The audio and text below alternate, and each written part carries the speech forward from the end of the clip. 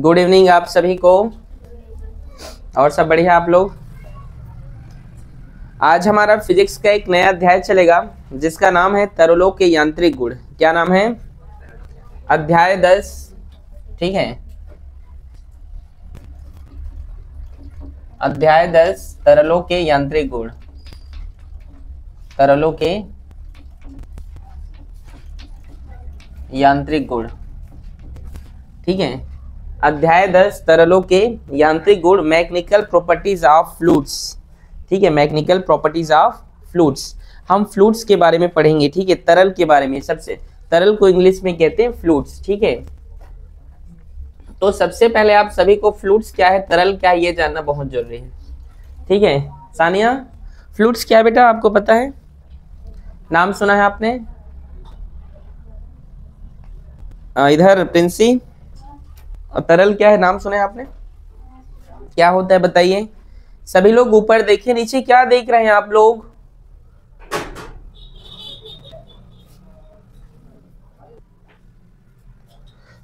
बताइए तरल क्या है, आप बताइए मुस्कान। आप लोग ये चैप्टर पढ़ लिए है ना? आप बताइए फ्लूइड्स क्या है? लिक्विड फ्लूइड्स है। और हाँ बोलिए। जो फ्लो करता हो, ठीक है, जिसमें फ्लो होने का नेचर पाया जाता है, प्रॉपर्टीज होते हैं, गुण होते हैं, जिसमें प्रवाह होने का गुण पाया जाता है, उसे तरल कहते हैं। क्या कहते हैं? उसे तरल कहते हैं। जैसे यदि हम बात करें तरल है क्या, तो हम बोल सकते हैं लिक्विड और गैस को। ठीक है, लिक्विड और गैस को हम क्या कहते हैं? मतलब लिक्विड भी फ्लूइड है और गैस भी क्या है?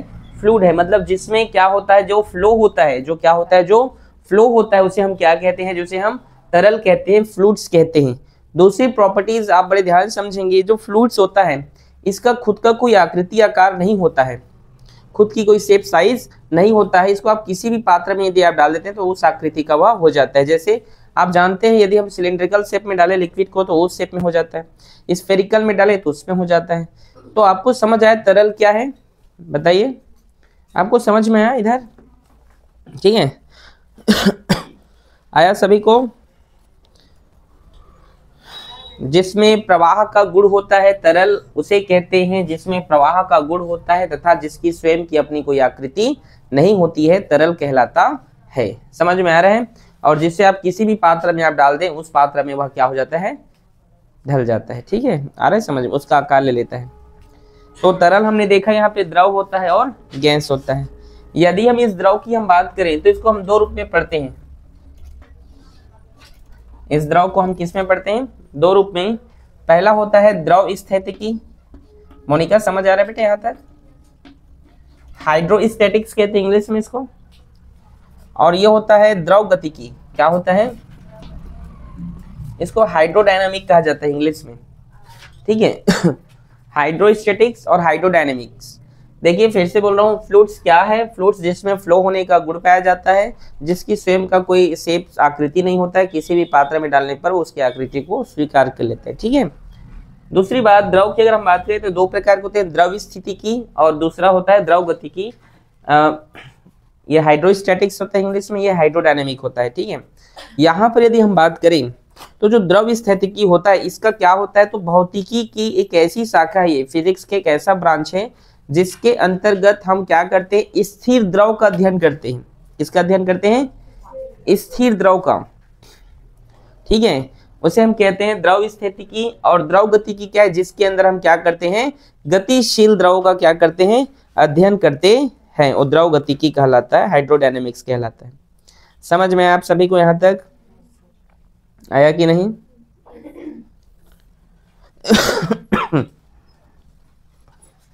कोई दिक्कत किसी को? कोई प्रॉब्लम यहाँ तक? तो सबसे पहले हम द्रव स्थितिकी के बारे में रीड करते हैं। ठीक है, इन सभी को आपको ध्यान से समझना है बेटा। ठीक है, और आज हम ये सब पास्कल लॉ ये सब पढ़ने जाएंगे। तो चलिए सबसे पहले हम स्टार्ट करते हैं, तरल दाब के बारे में हम रीड करते हैं। ठीक है, कि तरल दाब एक्चुअल में होता क्या है, फ्लूइड प्रेशर। ठीक है, तो तरल दाब क्या होता है, ध्यान से समझेंगे। तरल दाब या आप दाब हम लेते हैं, ये डेफिनेशन कुछ समझते हैं। ये आप तरल दाब लीजिए, ठीक है। बल बटे क्षेत्रफल, फोर्स बाय एरिया, दिख रहा है सबको? चौक चेंज करोगे, ठीक है। तो दाब क्या होता है, जिसे हम P से रिप्रेजेंट करते हैं, P equals to F by area, ये दाब होता है। अर्थात बल और क्षेत्रफल के अनुपात को हम क्या कहते हैं, बताइए? प्रेशर कहते हैं। किसी ठीक, किसी कोई दिक्कत यहां तक नहीं ना? समझ में आया इसको? अगर मैं यहाँ पर फोर्स का वैल्यू निकालना चाहूँ तो क्या इसको मैं F equals to P into A लिख सकता हूँ? लिख सकता हूँ कि नहीं? P इंटू ए लिख सकता हूँ, P इंटू ए लिख सकता हूँ जी। दूसरी बात, चलिए हम देखते हैं यहाँ पे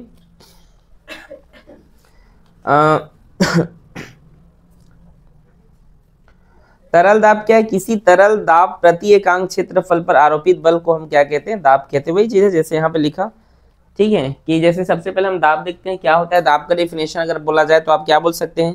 द्रव के स्वतंत्र सतह पर, द्रव के स्वतंत्र सतह के, द्रव के स्वतंत्र सतह के इकाई क्षेत्रफल पर जो बल कार्य करता है, पर जो बल कार्य करता है उसे हम दाब कहते हैं। समझ में आप लोग को? मतलब द्रव के स्वतंत्र सतह पर, सरफेस, उसके एरिया पर, स्वतंत्र उसके सतहों पर जो बल कार्य करता है, उसके एरिया पर, उसके एरिया पर जो बल कार्य करता है उसे हम क्या कहते हैं? प्रेशर कहते हैं। समझ में आप सभी को आया? यहाँ पर कई डेफिनेशन दिए गए हैं, आप इसको समझ लीजिएगा, ठीक है। एक हम यहाँ पर और देखते हैं डेंसिटी, घनत्व क्या होता है, इस पर हम चलिए चर्चा करते हैं। बताइए घनत्व क्या होता है? डेंसिटी कहते हैं इंग्लिश में, इसको डी से रिप्रेजेंट करते हैं, मास बाई वॉल्यूम, ठीक है। द्रव्यमान और आयतन के अनुपात को क्या कहा जाता है जी? बताइए? डेंसिटी कहा जाता है, ठीक है। कोई दिक्कत किसी को? ठीक है, ठीक है। कोई दिक्कत? इसका डायमेंशन फॉर्मूला क्या होता है डेंसिटी के, जानते हैं? बोलिए। ml-3 की पावर 0, ठीक है, ये इसका डायमेंशन फॉर्मूला होता है, ठीक है। ml-3 t की पावर 0, ठीक है, इसका डायमेंशन फॉर्मूला होता है डेंसिटी का, याद रखेंगे आप लोग, ठीक है। चलिए आगे देखते हैं हम। देखो अलग अलग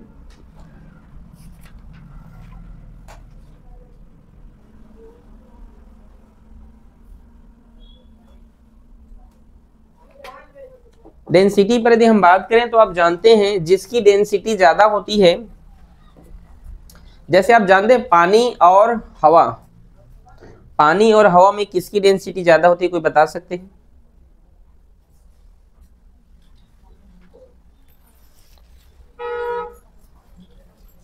बताइए, बताइए। पानी और हवा में, हम पानी में नहीं चल पाते हैं जबकि हवा में हम चल पाते हैं। मतलब देखिए हम इस पे चल पा रहे हैं ना, यहाँ हवा है कि नहीं? इस एरिया में यहाँ पर हवा है ना, जहाँ पर हम रह रहे हैं, यहाँ पर देखिए हम आसानी से चल पाते हैं, लेकिन हम जल पे नहीं चल पाते हैं। क्यों? जल पे आप लोग चलते हैं क्या? यहाँ पर मैं दौड़ भी सकता हूँ, दौड़ सकता हूँ कि नहीं, लेकिन मैं पानी में नहीं दौड़ सकता हूँ। कुछ दौड़ने के बाद कुछ दूरी दौड़ूंगा फिर गिर जाता हूँ। यस और नो? आप लोग भी गिरते हैं, ऐसा क्यों? आप कोई बता सकता है मेरे को? ये आप लोग के लिए होमवर्क है, ठीक है। सुनाई दे रहा है पीछे? होमवर्क क्या है बताइए? हम पानी पे नहीं दौड़ पाते हैं जबकि हम हवा में चल पाते हैं, दौड़ पाते हैं। हवा में मतलब ऊपर में नहीं ना, कह रहे हैं मतलब मेरा, ठीक है। इस सरफेस, यहाँ पर जिस पृथ्वी पे हम रहते हैं, इस वायुमंडल में हवा है, इस भूमि पर, इस पर हम क्या करते हैं? दौड़ पाते हैं, चल पाते हैं, लेकिन हम जल में नहीं, ठीक है।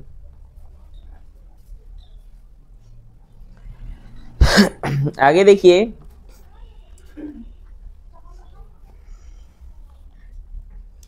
आगे चलिए हम बात करते हैं। पहला हेडिंग लगाइए, सबसे इंपॉर्टेंट, पास्कल्स लॉ, ठीक है, पास्कल का नियम। इस चैप्टर का सबसे इंपॉर्टेंट अगर कोई है तो यहीं से चालू होता है, ठीक है, वो है आपका पास्कल का नियम, ठीक है।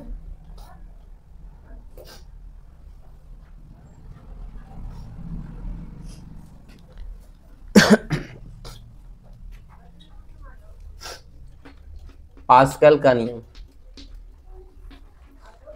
पास्कल का नियम। फ्रांसीसी वैज्ञानिक ब्लेजी पास्कल ने 1653 में, ठीक है, फ्रांसीसी वैज्ञानिक पास्कल ने, ठीक है, 1653 में फ्लूइड प्रेशर के ऊपर, तरल दाब के ऊपर क्या दिया था, दो नियम दिए थे, ठीक है, दो नियम दिए थे, एक विदाउट ग्रेविटी, एक अंडर ग्रेविटी, ठीक है। तो सबसे पहले हम देखते हैं गुरुत्व की उपेक्षा कर दे तब, ठीक है, गुरुत्व की उपेक्षा कर दे तब, ठीक है। देखिए फिर से मैं बोल रहा हूँ, पास्कल ने तरल दाब के ऊपर विस्तृत अध्ययन किया था। किसने किया था?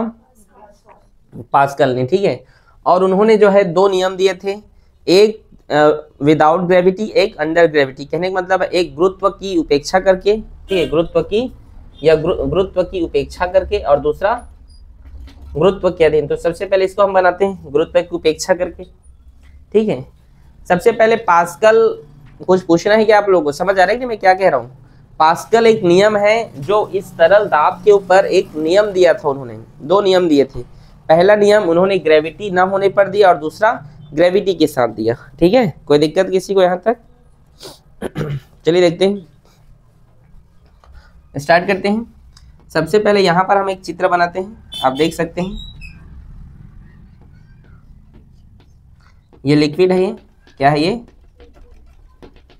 इसमें बच्चे लोग पास्कल का नियम लिखी करके परीक्षा में आता है तो आपको लिखना है और कंफ्यूजन बड़ा होते हैं, ठीक है।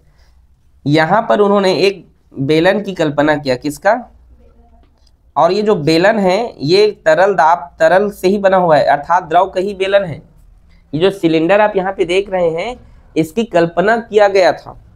पास्कल नामक वैज्ञानिक ने क्या किया, गुरुत्व की उपेक्षा करके उन्होंने एक नियम दिया और एक गुरुत्व के अधीन दिया था, ठीक है, विदाउट ग्रेविटी, एक अंडर ग्रेविटी, ठीक है। तो उन्होंने क्या किया, सबसे पहले एक पात्र लिया जिसमें द्रव भरा हुआ था। क्या भरा हुआ था? और ये जो बेलन आपको दिखाई दे रहा है ये कोई अलग पदार्थ का नहीं है, ये द्रव का बना हुआ बेलन है। ऐसा उन्होंने क्या किया था, कल्पना किया था। किसने? पास्कल ने। नहीं तो बच्चे लोग कंफ्यूजन होते हैं यहाँ पर कोई बेलन डालते हैं करके, ऐसा नहीं।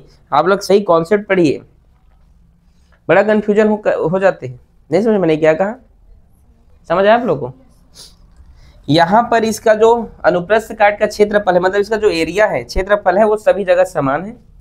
इधर अगर ये A1 साइड है, ये क्या है, B1 साइड है, सॉरी ये A साइड है और ये B साइड है। दो सिरे हैं यहाँ पर, दो एक्सिस है कि नहीं, A और B। इसका प्रेशर इधर मान लीजिए P1 है तो इधर इसका प्रेशर क्या है, P2। इस और इसका फोर्स F1 है तो इस और इसका प्रेशर क्या है, सॉरी फोर्स, इधर फोर्स F1 है तो इधर फोर्स क्या है, F2। ऐसा पास्कल ने क्या किया, मान लिया, ठीक है। किसी को कोई दिक्कत यहाँ तक नहीं ना? तो चलिए सिरे A पर स्टार्ट करते हैं। सिरे A पर ये जो सिरा A है, इस सिरे A पर हम जो है फोर्स निकालते हैं F1। और एक और चीज, ये जो दोनों बल हैं आपस में क्या है, दोनों साइड क्या लग रहे हैं, बराबर हैं। हम नहीं बोल रहे हैं दाब बराबर है, हम यहाँ पर क्या बोल रहे हैं, जो बल है वो दोनों साइड क्या लग रहा है, बराबर लग रहा है। भारतीय ध्यान से इधर देखिए, फिर आप बोलते हैं फिजिक्स समझ नहीं आ रही, यहाँ तक कोई दिक्कत है? देखिए बेटा, ये एक द्रव का बना हुआ एक सिलेंड्रल है, बेलन है, इसके दो एक्सिस है A और B। यहाँ पर प्रेशर P1 है, यहाँ पर प्रेशर P2 है, ये फोर्स F1 है, ये F2 है, और ये जो फोर्स है ये इक्वल्स है, ठीक है, बराबर है। तो सिरे A पर बल, A सिरा पर F1 है तो F1 बल बराबर, अभी आपने देखा क्या होता है, क्या देखा, प्रेशर इनटू एरिया। तो इधर प्रेशर P1 है और इसका क्षेत्रफल मैंने कहा सभी जगह कांस्टेंट रहेगा, A रहेगा अनुप्रस्थ काट का क्षेत्रफल, ठीक है। इक्वेशन नंबर फर्स्ट लेंथ ले लीजिए, या नहीं लिखना है तो रहने दीजिए। सिरे B पर बल F2 इक्वल्स टू ये P2 और A हो जाएगा, ठीक है, ओके। ये B मत लिख देना, ठीक है। ये इसका जो एरिया है वो क्या है, अनुप्रस्थ काट का जो क्षेत्रफल होगा वो क्या होगा, वो सभी जगह पर बराबर होगा। अभी मैंने कहा कि इसका जो फोर्स है वो क्या है, आपस में बराबर है। तो F1 बराबर क्या होगा, F2 होगा। तो P1A बराबर P2A, ये A से ये कैंसिल हो जाएगा तो P1 भी बराबर हो जाएगा P2 के। ये बहुत इंपॉर्टेंट ये नियम है, मतलब यहाँ पर जो P है वो क्या हो जाएगा, कांस्टेंट हो गया, क्या नियत हो गया, मतलब सभी जगह पर दाब क्या हो गया, समान हो गया। P1 पर भी और P2 आपस में क्या हो गए, समान हो गए। तो ये क्या कहना चाहता है, ये डेरिवेशन नहीं, यहाँ पर जो हिंदी जो लिखना है वो इंपॉर्टेंट है। वो क्या कहना चाह रहे थे पास्कल, वो कहना चाहते हैं कि सिरे ए और सिरे बी पर लगने वाला दाब समान है। सिरे ए पर और सिरे बी पर लगने वाला जो दाब होगा वो क्या होता है, आपस में समान होता है। यदि गुरुत्व ना हो, यदि ग्रेविटी ना हो, ध्यान से सुनिए, यदि ग्रेविटी ना हो, ठीक है, यदि ग्रेविटी काम ना कर रहा हो तो द्रव के प्रत्येक बिंदु पर, यदि ग्रेविटी काम नहीं कर रहा है तो द्रव के प्रत्येक बिंदु पर, द्रव के हर एक पॉइंट पर, हर एक बिंदु पर, ठीक है, दाब समान होता है, नियत होता है, ऐसा पास्कल ने कहा। समझ में आप सभी को? फिर से कह रहा हूं, यदि ग्रेविटी ना हो, यदि ग्रेविटी काम ना कर रहा हो तो द्रव के हर एक पॉइंट पर, प्रत्येक बिंदु पर जो प्रेशर होता है वो क्या होता है, समान होता है, ऐसा पास्कल ने पहला नियम दिया था। ठीक है, नोट करें।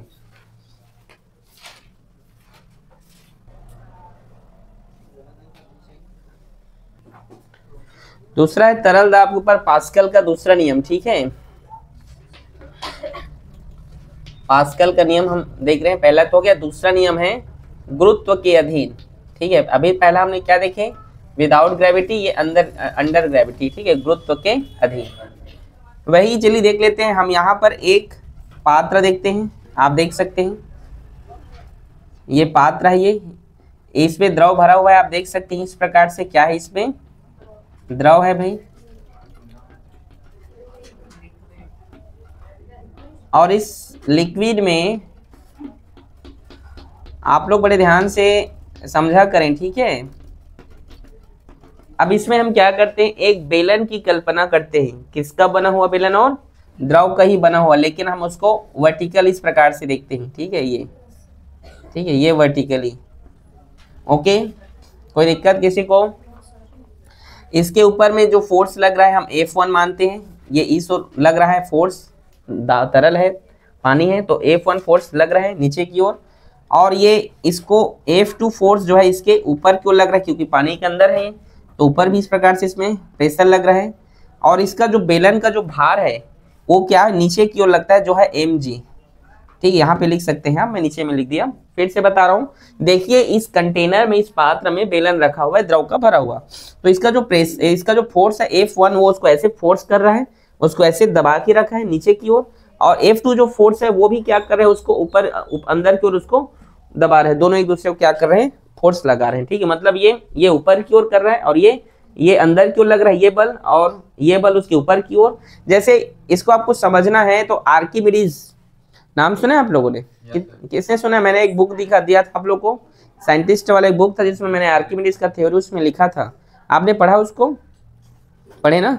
आर्किमिडीज के सिद्धांत, उत्प्लावन जानते हैं? उत्प्लावन में क्या होता है, उस कॉन्सेप्ट पर, जैसे नाव क्यों तैरता है पानी पे, या इसको आपको समझना है किस प्रकार से काम करता है। तो एक बैलून लेना, आप गुब्बारे को पकड़ना और उसको पानी में डालना, तो आप देखना कि आप जो फोर्स लगाओगे अंदर की ओर, वैसी फोर्स अंदर से भी लगेगा और गुब्बारा ऊपर आ जाता है। आता है कि नहीं? बस वैसे ही तो हो रहा है यहाँ पे, उसका भार नीचे लग रहा है, एक ऊपर से फोर्स लग रहा है, नीचे से ऊपर फोर्स लग रहा है। समझ में आया? कोई दिक्कत किसी को? तो चलिए यहाँ पर क्या काम हो रहा है, F1 अंदर की ओर और mg भी अंदर की ओर। ठीक है, और माइनस ये F2 माइनस क्यों? क्योंकि अपोजिट है वो, ये दोनों देखिए साथ साथ है ना, है ना जी? समझ में? आप लोग इधर देखें, नहीं समझ में नहीं आएगा आप लोग को। और इन सब का जो परिणामी जो है वो क्या है, वो 0 है, परिणामी बल। ठीक है, F1 को हम क्या P1A लिख सकते हैं?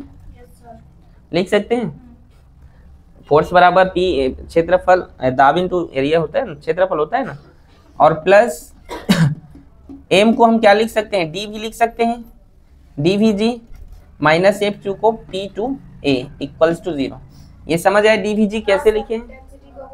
डेंसिटी का भी आपने फॉर्मूला देखा था कि density equals to M into V देखे थे, तो M बराबर D भी होगा कि नहीं? तो वही M का वैल्यू DVG का जी। कोई दिक्कत? आगे देखिए P1A प्लस D और यहाँ पर ये जो भी है, जो आयतन है, अच्छा इसकी ऊंचाई मैं h मान लेता हूँ, इसकी जो ऊंचाई इस बेलन का, इसको हम क्या मान लेते हैं, h मान लेते हैं, ठीक है। उस बेलन की ऊंचाई क्या है, h है। तो इसका जो आयतन है ये इसके क्षेत्रफल और इसके ऊंचाई के गुणनफल के बराबर होगा। इसका जो आयतन है बेटा वो क्या होगा, इसका जो आयतन, इसका एरिया और इसके हाइट के बराबर होगा। तो यहाँ पर आप लिख सकते हैं वॉल्यूम बराबर क्या लिख सकते हैं, a इंटू h और ये g minus P2A equals to 0। ये दूसरा नियम है पास्कल का, समझ में आ रहा है आप लोगों को। ये a इंटू एच कैसे है, समझ में आया, नहीं आया। ये देखो ये जो वॉल्यूम है, आयतन है, ये क्या है, उसके एरिया, इसके एरिया और इसके हाइट के क्या है, बराबर है ये, ठीक है। इसके मतलब आयतन बराबर क्या है, उसका क्षेत्रफल और उसके ऊंचाई का गुणनफल क्या होता है, उसका आयतन है उस बेलन का, ठीक है। आया समझ में। अब ये मत बोलो सर बेलन का आयतन तो पाई आर स्क्वायर एच होता है, ठीक है, इसमें मत डूबे रहना, मैं वो नहीं पढ़ा रहा हूँ आपको। मैं यहाँ पर ये बोल रहा हूँ कि इसके ऊर्ध्वाधर की ऊंचाई और इसके क्षेत्रफल का गुणनफल क्या है, अभी इसका वॉल्यूम है भी है, ठीक है। समझ में आप लोग को यहाँ तक कोई दिक्कत। अब यहाँ भी a है, यहाँ भी a है, यहाँ भी a है ना, ये कॉमन होके कैंसिल हो जाएगा, होगा, ठीक है।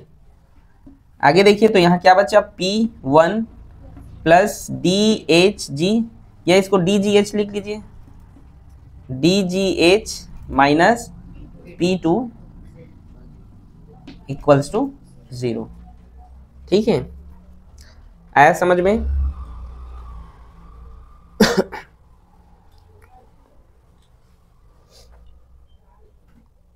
ये कॉमन होके क्या हो जाएगा, वो कैंसिल हो जाएगा a, ठीक है। आ रहा है समझ में।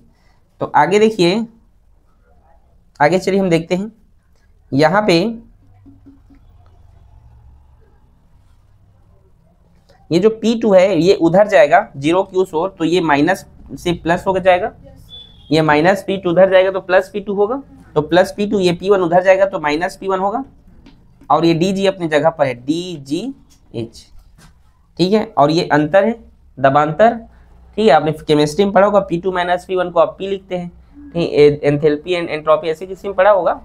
तो इस प्रकार से इसको आप क्या बोल सकते हैं, P बोल सकते हैं, PDGH। ये क्या है, पास्कल का दूसरा नियम है, समझ में आया, ठीक है। तो इसका क्या है, इसका मतलब क्या है, तो यदि द्रव के अंदर, किसके अंदर बेटा, यदि द्रव के अंदर कोई ऊर्ध्वाधर बेलन है, सिलेंडर है, यदि लिक्विड के अंदर, किसी द्रव के अंदर क्या है, कोई भी पिंड हो, द्रव का कालम हो, ऊर्ध्वाधर हो, तो उसका जो दाब होता है वो क्या होता है, DGH होता है, जहां पर D मतलब उसकी डेंसिटी होता है, G मतलब उसका ग्रेविटी होता है, और H मतलब उस बेलन की क्या होता है, हाइट होता है। ये क्या है आपका, पास्कल ने आपको इसका दूसरा नियम बताया, ठीक है। और ये सब उन्होंने कल्पना किया था, याद रखना ये सब चीजें, ठीक है। बोलो इजी है ये सब चीजें, ठीक है, नोट करें इसको भी। कुछ पूछना है कहीं पर तो बताइए, मेरे को बताऊंगा यहाँ पे, बोलिए, कुछ पूछना है तो बोलिए जी, इधर आ लिया, ठीक है, नोट करें।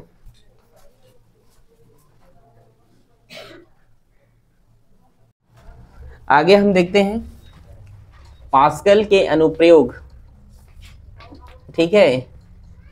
और पास्कल के अनुप्रयोग में हम पहला देखते हैं हाइड्रोलिक लिफ्ट, ठीक है। पहला हम देखते हैं हाइड्रोलिक लिफ्ट, इंग्लिश में भी इसको हाइड्रोलिक लिफ्ट कहते हैं, हिंदी में भी हाइड्रोलिक लिफ्ट, ठीक है। आ रहा है समझ में, ठीक है। तो हाइड्रोलिक लिफ्ट क्या होता है, चलिए हम देखते हैं, ठीक है। देखिए यहाँ पे सबसे पहले इसके एक हम फिगर बनाते हैं, ठीक है, बड़े ध्यान से देखिएगा। देखिए पास्कल के इस फॉर्मूले से बहुत सारे चीजें जो है बनाया गया, आ रहे समझ में। पास्कल ने तरल दाब का थ्योरी दिया, उसके बाद बहुत सारे चीजें बनाई, जैसे हाइड्रोलिक लिफ्ट, मतलब आप लोग समझ रहे हैं क्या होता है हाइड्रोलिक लिफ्ट। बड़े बड़े समुद्र के किनारे जो यार्ड वहाँ होते हैं ना, ठीक है, जिसमें बड़े बड़े क्रेन के द्वारा सामान को उठाए हुए रहते हैं लिफ्ट के थ्रू, देखियो, समझ रहे मैं क्या बोलना चाह रहा हूँ, आप लोग को नहीं समझे। बड़े बड़े भारी वजन सामान को उठाए रहते हैं ना जी लिफ्ट की मदद से, हाँ बोलिए, नहीं समझ आया। लिफ्ट का मतलब समझ में आ रहा है, हाइड्रोलिक लिफ्ट मतलब बड़े बड़े वस्तुओं को, भारी वजनी कंटेनर नहीं, बड़े बड़े जो वजनी सामान होते हैं उसको जो है कम बल लगाकर क्या किया जा सके, उठाया जा सके, उसी को हाइड्रोलिक कहा जाता है, ठीक है। अरे सब पानी जहाज नहीं बोल रहा हूँ मैं, हाँ यार्ड मतलब वही होता है, बड़े बड़े शिप में यार्ड में शिफ्ट करते रहते हैं ना सामानों को, वो उसी के द्वारा किया जाता है। समझ में आप लोग को आया कि नहीं? हाइड्रोलिक समझ में आया जी? ठीक है, तो देखिए हाइड्रोलिक लिफ्ट के बारे में आगे हम चलिए देखते हैं। सबसे पहले इसका हम फिगर बनाते हैं, ठीक है। देखिए आप फिगर से समझ जाएंगे। मतलब हाइड्रोलिक लिफ्ट ये है कि हम कम बल लगाकर, कम फोर्स लगाकर ज़्यादा वजनी सामान को क्या कर सकते हैं। जैसे यदि मैं 10 न्यूटन का बल लगाया हूँ तो मैं 50 न्यूटन के बल को क्या उसको उठा सकता हूँ? नहीं ना। मेरे पास 10 न्यूटन का बल है तो क्या मैं 50-60 न्यूटन के भार वाले वस्तु को क्या उठा सकता हूँ? नहीं। लेकिन हाइड्रोलिक लिफ्ट की मदद से इसको किया जाता है पास्कल के नियम से। आ रहा है समझ में? इधर देखिए, चित्र को बड़े ध्यान से समझिएगा, ठीक है।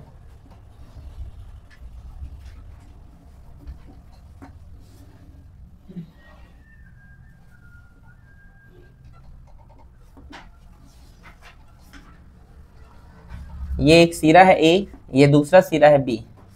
इसका क्रॉस सेक्शन एरिया मतलब अनुप्रस्थ काट का क्षेत्रफल A1, ठीक है। इसके अनुप्रस्थ काट का क्षेत्रफल हमने क्या माना यहाँ पे? A2 माना, ठीक है।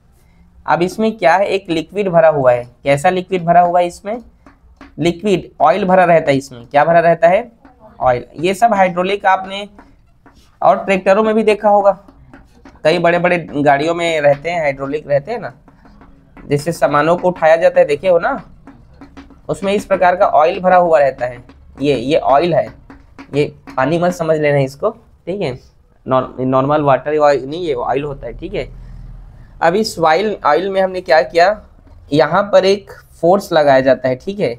इस प्रकार से इसका प्रेशर P1 है, तो यहाँ पर हम मान लेते हैं इसका जो प्रेशर है वो क्या है? P2 है। यहाँ पर F1 फोर्स अप्लाई किया गया, तो आप देखते हैं ये पानी क्या करेगा इस पर। ये देखिए आप देख सकते हैं कि ये जो A1 है, ये जो एरिया क्या है, ये एरिया जो है छोटा है किससे? A2 से, है कि नहीं? आप देख सकते हैं जो A2 के एरिया है क्या है, वो बड़ा है। ये देखो A2 बड़ा है किससे? A1 से। इसी प्रकार से इसको बनाया जाता है। ये सिरा एक्सिस A1 है, ये सिरा B है। इसमें जो इसका अनुप्रस्थ काट का क्षेत्रफल A1 है और ये क्या A2 है, तो A2 का जो वो है वो बड़ा है, ये इसका है कि नहीं? अनुप्रस्थ काट का क्षेत्रफल बड़ा है ना, तो A2 बड़ा है किससे? A1 से। उस प्रकार से बनाया जाता है। जब इस पर बल लगाया जाता है, जब इधर क्या लगाया जाता है बेटा? फोर्स लगाया जाता है। तो ये जब फोर्स लगाते हैं तो इस प्रकार से इसमें परिवर्तन होते हैं, चेंजेस होते हैं। ऑयल इस प्रकार से होने लगता है और इसमें ऐसा फोर्स लगता है कि यहाँ पर मान लीजिए यहाँ पे मान लीजिए कार है, यहाँ पे इस तरीके से मान लीजिए यहाँ पे क्या है, ये कार है मान लीजिए, ठीक है। समझ जाइए कार है, ठीक है। अब ये जो कार है, ठीक है, इधर हमने कम बल लगाया और इधर जो है उस बल के कारण ये F2 फोर्स लगा और जिस कारण ये कार क्या हो गया? ऊपर उठने लगता है। आपने देखा होगा इसमें बहुत सारे उसमें भी रहते हैं, बड़े बड़े शोरूम में होते हैं सब चीज़ें, ठीक है। थोड़ा सा फोर्स लगाए फिर उधर से कार मोटरसाइकिल उठने लगता है। देखे हो कि नहीं आप लोग? ये सब पास्कल के नियम के हाइड्रोलिक लिफ्ट के कारण ही ये सब चीज़ें। यहाँ तक कोई दिक्कत समझ आया आपको? फिगर समझ में आया? इधर आपको आलिया आया कि नहीं समझ में? ठीक है, ये कार है ना, कचरा गाड़ी मत समझ लेना इसको, ठीक है। वैसे दिख थोड़ी रहा है? अरे नहीं ना, कार जैसे दिख रहा है कि नहीं? अब बोलो, दिख रहा है ना? ठीक, वेरी गुड। तो देखिए यहाँ तक किसी कोई दिक्कत समझ आया यहाँ तक? अब चलिए इसका हम कैलकुलेशन करते हैं कि यहाँ पर हम कम बल लगाकर अधिक भार वाली वस्तु को कैसे उठा सकते हैं। ये ज़्यादा भार उठाया ही नहीं, देखिए F2 ऊपर की ओर उठा है ना, ये देखिए। तो इसको हम कैसे बना सकते हैं, चलिए देखते हैं, ठीक है। सिरे A पर, कहाँ पर? सिरे A पर जो दाब है P1, आप देख सकती हैं सिरा A है ना। सिरे A पर ये जो दाब है क्या होता है? दाब बराबर फोर्स बाई एरिया। तो फोर्स क्या है यहाँ पर? F1 और एरिया क्या है इसका? A1, है कि नहीं। सिरे B पर देखिए, सिरे B पर जो दाब है वो P2 है, तो ये F2 बाई A2 होगा कि नहीं? होगा। और हमने पास्कल के नियम से पढ़ा था P1 बराबर P2, चूँकि हमने पढ़ा था P1 बराबर P2, आपने पढ़ा था, ठीक है। तो ये जब बराबर है तो ये भी बराबर होंगे, F1 बाई A1 बराबर F2 by A2। Yes are no? यहाँ तक कोई प्रॉब्लम? ये जो F2 है इसको हम इधर ट्रांसफर कर देते हैं, यहाँ पे लिख रहा हूँ, ठीक है। इसके बाद यहाँ पे लिख रहा हूँ F1, ये इधर गुणा में इधर आया तो भाग में होगा, इसको उधर भेज दीजिए तो A1 बटे A2 होगा। और आपने अभी क्या देखा कि A2 बड़ा है A1 से, यहाँ पे आप देख सकते हैं फिगर से। तो भिन्न का एक नियम होता है, मैथ वालों को पता होगा, ये आप लोग को भी पता होगा, ये छोटा सा बात है। ये भिन्न का फ्रैक्शन का ये रूल होता है कि जिसका हर बड़ा होता है तो उसके दूसरे साइड का भी जो हर होता है वो क्या होता है, बड़ा होता है। तो आपको जानते हैं A2 बड़ा है A1 से, तो भैया F2 भी बड़ा हो जाएगा किससे, F1 से। इससे ये पता चला कि हम कम बल लगाकर जो है अधिक भार वाले वस्तु को क्या कर सकते हैं, उठा सकते हैं, या अधिक बल हमें यहाँ मिलता है। समझ में आप लोग को आया कि नहीं? इजी है? कुछ पूछना है कहीं पर तो पूछिए, नहीं नोट करो।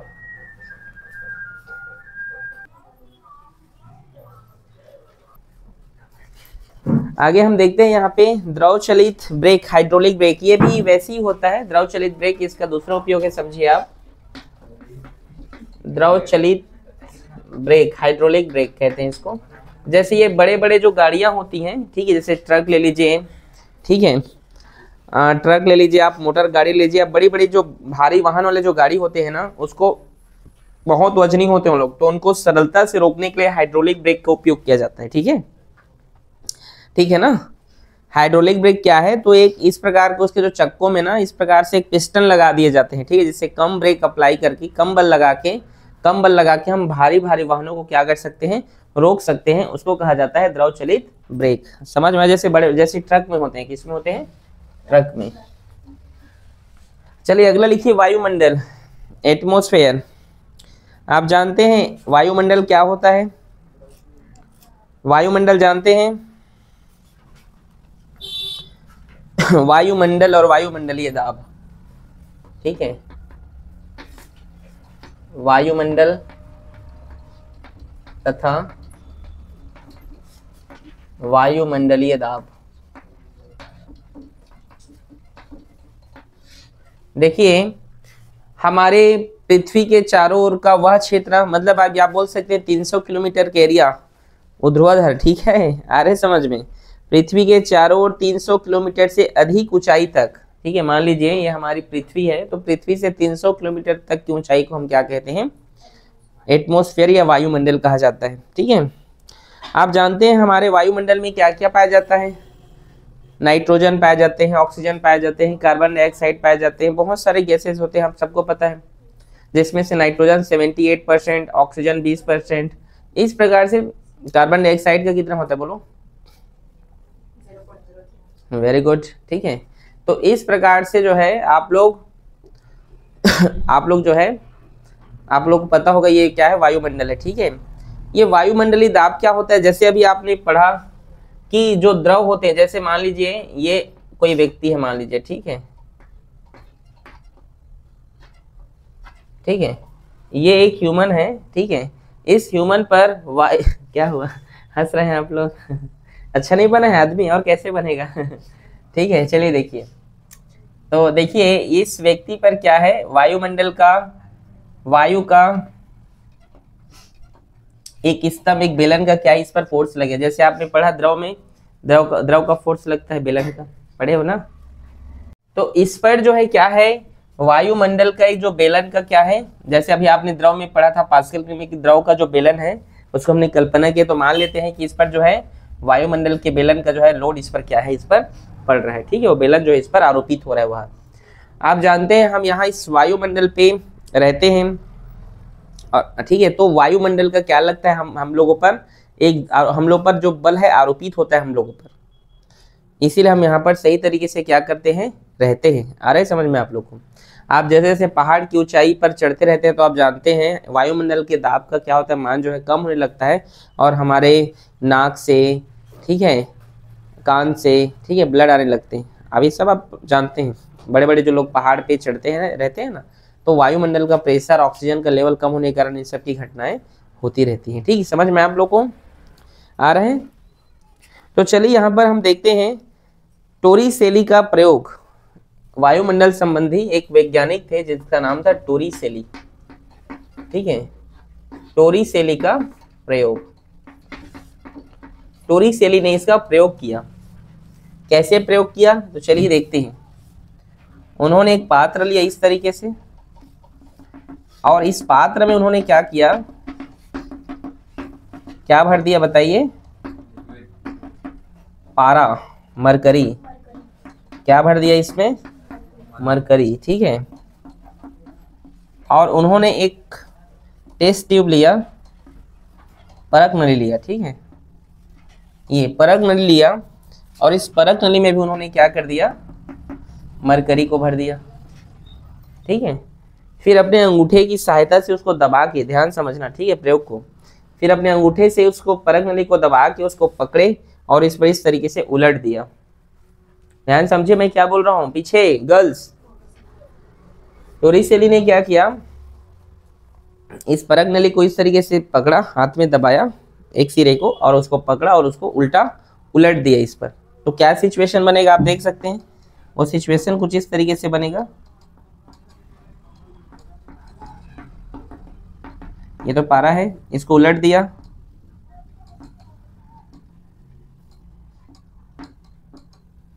तो उलटने पर ये जो पारा था, जो मरकरी था, नीचे क्या होने लगे, गिरने लगे, और ऊपर क्या होने लगा, खाली हो गया, अर्थात वो निर्वात हो गया। ना तो वहां पर हवा है और ना ही वहां पर पारा है। ठीक है, अर्थात वो जो मरकरी था वो 76 सेंटीमीटर एग्जैक्ट, याद रखिएगा इस बात को, एग्जैक्ट, ये कॉम्पिटिशन एग्जाम के लिए इंपॉर्टेंट है। 76 सेंटीमीटर, कितना जी? पारा 76 सेंटीमीटर नीचे गिरकर रुक गया वहां पे। ठीक है, पारा जो पारा था जब इसको उल्टा गया तो एग्जैक्ट 76 सेंटीमीटर जो है गिर कर क्या हो गया, वहां रुक गया। और ये प्रयोग उन्होंने देखा। ये ध्यान समझेंगे आगे, समझ आया यहाँ तक? ये पॉइंट और ये पॉइंट, इस पॉइंट को मैंने बी माना, और ये पॉइंट आप देख सकते हैं ये वायुमंडल है। ये क्या है? ये वायुमंडल है, वायुमंडलीय दाब है। या किसी कुछ समस्या बताओ ना, नहीं समझ आ रहा हो तो। प्रदीप, आलिया, कहीं पर कुछ प्रॉब्लम हो बताओ। आ रहे सबको? तो देखिए ये वायुमंडलीय दाब है,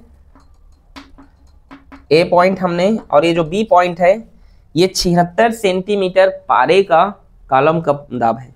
मतलब यहां पर आप क्या बोल सकते हैं, यहां पे इसका कैलकुलेशन कर रहा हूं, ए का दाब बराबर होगा बी के दाब का होगा। ठीक है, और यहां पर ए का दाब क्या है? वायुमंडलीय दाब है। कैसा दाब है? एटमॉस्फेरिक प्रेशर है, वायुमंडलीय दाब। और ये जो है 76 सेंटीमीटर स्तंभ, स्तंभ मतलब कॉलम। ठीक है, 76 सेंटीमीटर लिख दे रहा हूं। ठीक है, 76 सेंटीमीटर पारे का स्तंभ का दाब है। समझ में आ रहा है आपको? ठीक है, ये 76 सेंटीमीटर पारे के स्तंभ का दाब है। ठीक है, तो आगे देखिए वायुमंडलीय दाब, इसको 1 ATM लिख सकते हैं आप, एटमॉस्फेरिक और वायु मतलब एक। ठीक है, और यहाँ पे ये जो आप जानते हैं कि किसी भी द्रव में, किसी द्रव की अगर हम कल्पना कर लेते हैं, ठीक है, तो उसका जो वैल्यू होता है वो DGH होता है। ये आप जानते हैं, आपको पढ़ाया गया था, याद आ रहा है आप लोग को?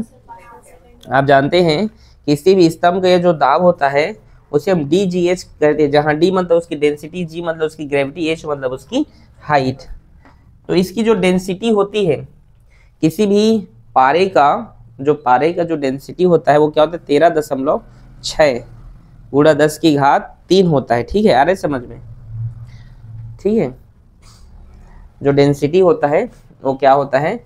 13.6 गुणा 10 की घात 3, और G मतलब ग्रेविटी वो होता है 9.8, और H मतलब इसकी हाइट कितनी है? ये सब मीटर में है, तो ये 0.76 मीटर, 0.76 मीटर।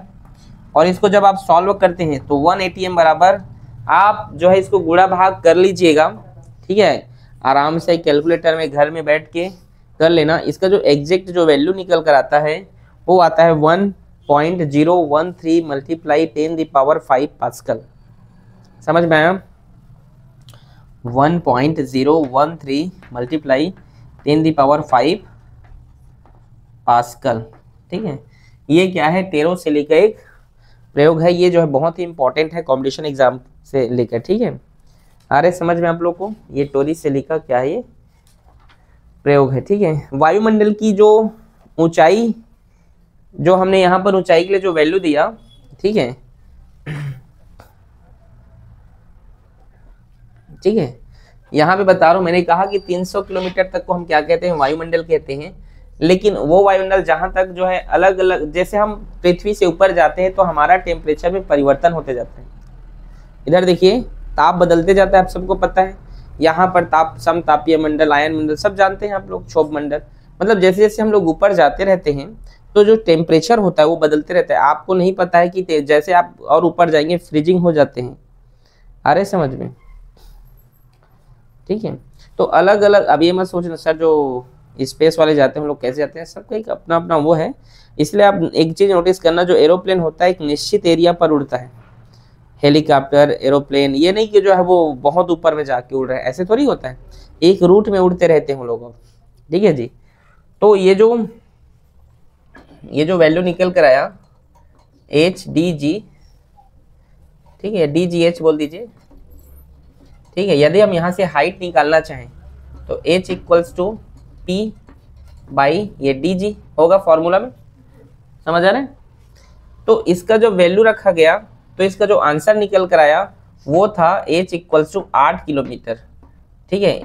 इसका जो वैल्यू को पुटअप कर दिया गया, ठीक है, वैल्यू पुटअप कर दो, ठीक है। आपके बुक्स में आप देख लीजिएगा जो वैल्यू मैंने निकाला है ना, 1.013 मल्टीप्लाई 10⁵, ये सब वैल्यू को क्या किया गया? पुटअप किया गया, ठीक है जी। तो जो वैल्यू निकल कर आया वो क्या था? वो 8 किलोमीटर एग्जैक्ट जो है निकल कर आया। इसका मतलब ये है कि पृथ्वी से 8 किलोमीटर ऊंचाई तक जो है क्या होता है? वायुमंडल होता है। कैसा वायुमंडल? जहां पर सभी प्रकार के गैसें होती है सही मात्रा में, ठीक है। अरे समझ में आप लोग को? पृथ्वी से 8 किलोमीटर दूर, आप यहाँ से इधर देखिए, ये पृथ्वी है, पृथ्वी से आप 8 किलोमीटर जाइए। देखिए पृथ्वी से 300 किलोमीटर तक को हम क्या कहते हैं? वायुमंडल का एरिया कहते हैं। लेकिन अधिक मात्रा में जो वायुमंडल है, जो भरपूर मात्रा में हो, समझ रहे मैं क्या कहना चाहता हूँ? तो वो क्या है? पृथ्वी से 8 किलोमीटर की डिस्टेंस हाइट पर है। आया आप सभी को समझ में? आया जी, ठीक है। ये है आपका आज का ये लेक्चर कंप्लीट होता है यहाँ पे। और अगला जो हमारा जो टॉपिक होगा, ये अब स्टोक के नियम, आर्किमिडीज की थ्योरी, ठीक है, और श्यानता क्या है, विस्कोसिटी क्या है, इस पर हम कल चर्चा करेंगे। ससंजक बल, असंजक बल, ये सब क्या होते हैं, इस पर स्टोक, ये सभी चीज़ों पर हम क्या है कल बात करेंगे, ठीक है। तो ये आज के लिए बस इतना ही, ठीक है, नोट करें इसको।